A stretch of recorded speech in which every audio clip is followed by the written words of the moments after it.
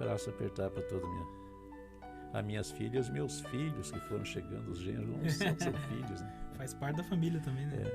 Netos, todos. Pastor, nós temos mais um áudio aqui, pastor. Meu Deus. Nós temos mais um aqui Que maravilha. de 1:13.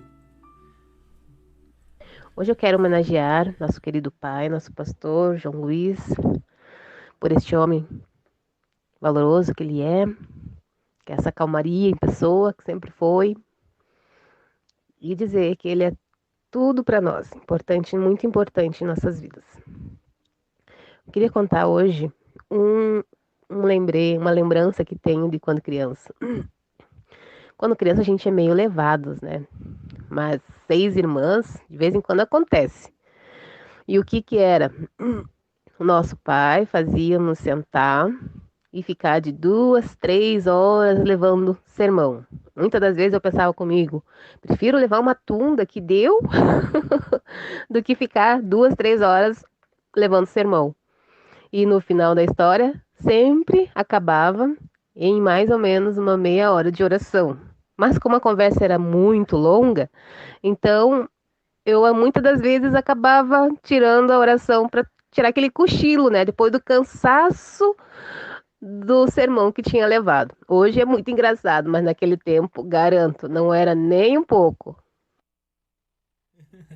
Uma revelação aí da irmã, né? Essa é a Sandra. Essa é a Sandra. Essa é a esposa do Jonathan. Realmente a gente fazia isso. E graças a Deus, deu certo. Muitas vezes a gente pegava, eu trabalhava, daí a minha esposa ficava com elas começaram a chegar no período da adolescência e começaram a ficar achando que elas sabiam e tal. E eu chegava em casa, minha esposa era pequenininha e elas não são muito grandes, mas eram maior que a minha esposa. Daí, de vez em quando, acho que a minha esposa meio temia, eu acho que enfrentar elas, apesar que nunca elas foram de brigar, assim, de querer, como diz, resistir à correção. Mas a minha esposa, às vezes, daí não deixava. Quando eu chegava do serviço, ela me contava. Aí eu ia juntando tudo, queixa de uma, queixa da outra e tal. E chegava um dia que eu chamava para conversa. Vem cá, vamos sentar. Nós sentávamos tudo em volta da mesa. E eu começava da seguinte maneira: o que eu fiz de errado com vocês? Onde eu errei? Onde eu pequei com vocês? Vocês têm queixa? E uma tática que Deus me deu. Né? E a mãe de vocês? Onde ela errou? Qual queixa que vocês têm de nós? E aí elas... Você tem alguma queixa? Não, pai. Então tá. Então agora é a nossa vez. Não vamos falar nada. Tá tudo certo com nós. Tá, então agora é a nossa vez. Aí eu começava a puxar. Você fez isso. E daí ia de um por um. E no final, então, a gente...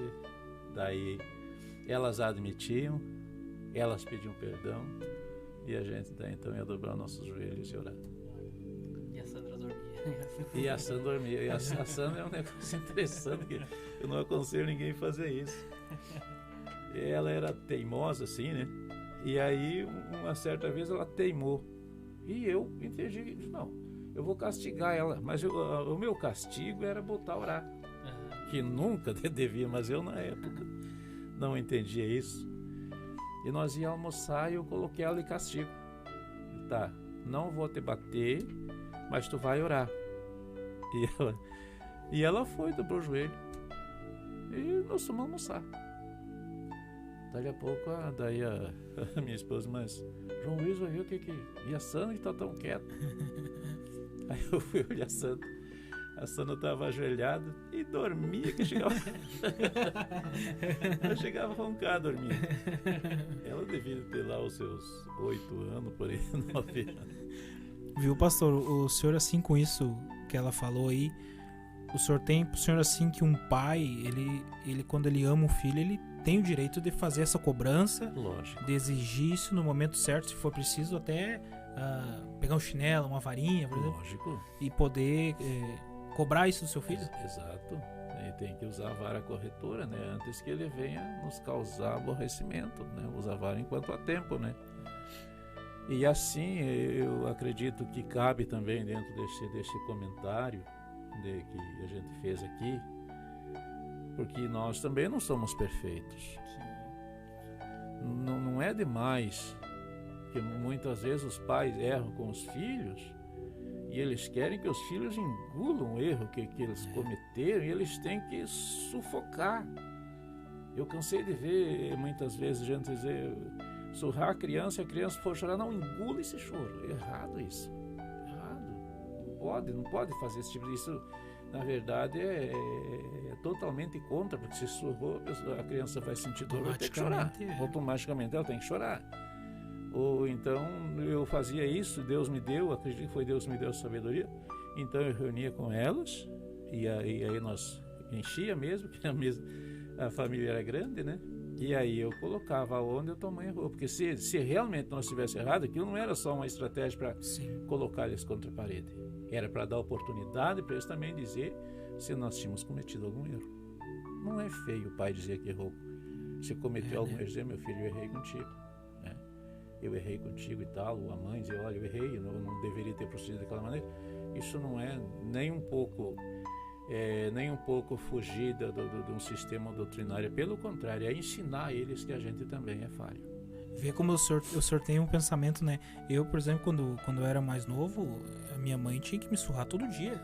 Se ela não me surrasse todo dia, eu botava fogo na casa. Mas eu vinha de um costume assim que o meu pai... ele também, ele não tinha um diálogo, tipo, que nem o senhor sentava com seus filhos. Meu pai não era dessa maneira. Era qualquer coisa, já pegava um rei, o que tinha nas mãos ali, e ele surrava. E o senhor vê que o senhor já tinha esse pensamento, né, que não...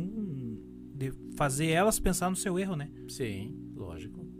Porque a gente podia errar, como a gente erra mesmo, né? Quantas vezes a gente errou com nossos filhos? Quantas vezes eu errei, né? Nunca nós fomos cobrados. Não lembro de alguma vez que ela dissesse assim, ó pai, o senhor errou nisso aqui. Elas nunca me falaram, mas elas não podem alegar que não tiveram a oportunidade de dizer que nós erramos, porque nós não estávamos ali simplesmente para executar, nós estávamos ali para ouvir também, onde nós podíamos melhorar também. Que bom, né? E como que é ser pai e pastor ao mesmo tempo?